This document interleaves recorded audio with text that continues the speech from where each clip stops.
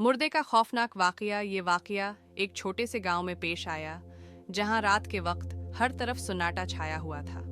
गांव के करीब एक पुराना कब्रिस्तान था जो अपनी परासरार कहानियों की वजह से मशहूर था। एक रात गांव के दो नौजवान तजस्सुस के मारे कब्रिस्तान की तरफ निकल गए।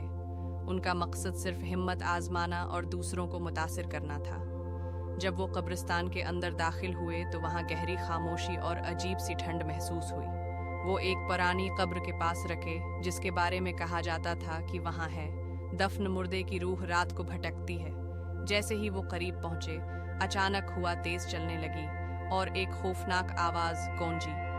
दोनों दोस्त खौफजदा हो गए लेकिन हिम्मत करके आगे बढ़ते रहे। अचानक उन्होंने देखा कि कब्र की मिट्टी हिल रही है, जैसे कुछ बाहर आने की कोशिश कर रहा हो। एक सर्द और कांपती हुई आवाज गूंजी, ये मेरी जगह है, यहाँ से दफा हो जाओ।